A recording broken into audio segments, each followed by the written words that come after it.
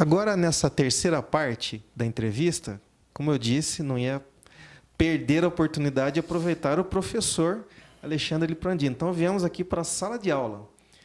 E a minha pergunta, doutor Alexandre, é a seguinte. Casos em que se constata que o trabalhador executa muitas horas extras, ou quando não são concedidas as pausas, os períodos de descanso, tecnicamente, isso tem alguma influência em termos de acidente de trabalho? Sim, né? Até muitos sabem, eu dediquei aí pelo menos 2 anos da minha vida acadêmica ao estudo dessas coisas, porque me gerava uma certa curiosidade saber se esse argumento que sempre existiu no direito, e no direito do trabalho especialmente, esse argumento de autoridade, há mais acidentes de trabalho nas horas extras, no momento em que se realiza as horas extras. Sempre se falou isso. Um ou outro falava, no início também da jornada, porque existe menos concentração, o trabalhador fica mais propenso. Então sempre se falou isso, mas assim, quando eu ia fazer os estudos nos livros, dizia-se assim, estudos comprovam, né? Estudos dizem, e a minha curiosidade era, que estudos?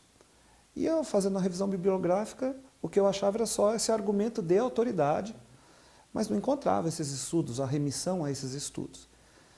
E assim fiquei por 2 anos e consegui alguns dados no sítio do Ministério da Saúde, e a partir dali eu consegui fazer um estudo para a região metropolitana do estado de São Paulo, e eu consegui demonstrar com recursos estatísticos que esse argumento de autoridade tem comprovação científica, estatística, e que de fato na 9ª e na 10ª hora o índice de acidente sobe assustadoramente. E quando se concede pausas, o intervalo para refeição e descanso mínimo e legal, aí o maior índice de incidência de acidentes fica de fato nas primeiras horas, ficam equivalentes ao das horas extraordinárias. Então, existe, em razão dessa prova que eu fiz e cuja tese eu defendi hoje, um argumento de autoridade subsidiado numa prova técnica e estatística. Muito bom. É interessantíssima a questão da estatística. Eu estudei por Orlando Gomes. Acabei de entregar a minha idade aqui.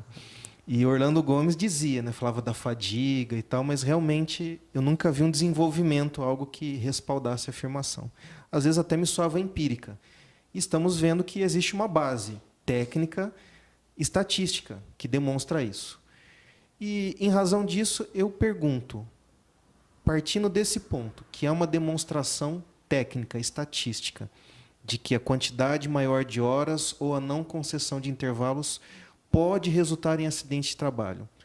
Qual o desdobramento jurídico dessa constatação?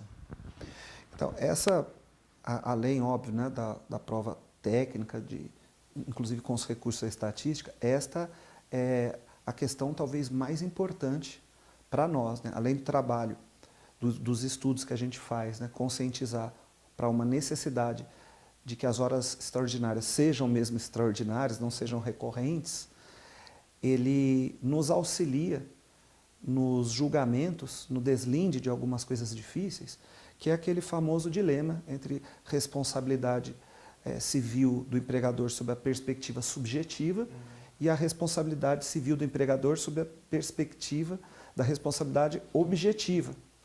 Nós sabemos que hoje o Código Civil, as normativas infraconstitucionais e constitucionais reconhecem e legitimam decisões pela responsabilidade objetiva em algumas atividades tidas como de risco.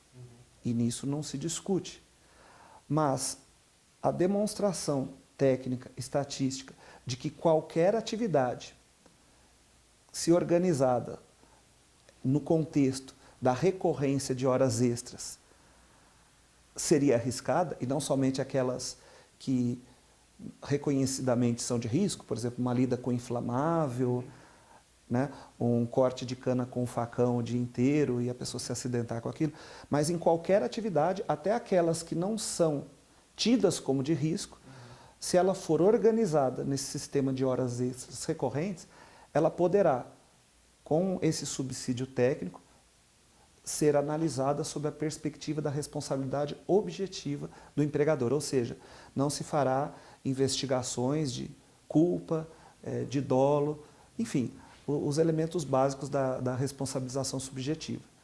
E isso pode, na medida em que a responsabilidade objetiva ensejará um incremento na responsabilização e na condenação dos empregadores, porque é mais difícil excluir a ilicitude dessas ações sob essa perspectiva da responsabilidade objetiva, isso, no médio e no longo prazo, pode estimular um cuidado maior para se suprimir as horas extras da organização da atividade e, em outras palavras, contribuir para a mitigação dos acidentes de trabalho. Muito bom. Eu gostei bastante. Agradeço, doutor Alexandre, a gentileza de vir aqui, tomar o cafezinho na Smart, dar uma aulinha também. E agora, doutor Alexandre, uma mensagem final para quem nos assiste, o que quiser comunicar para a nossa plateia.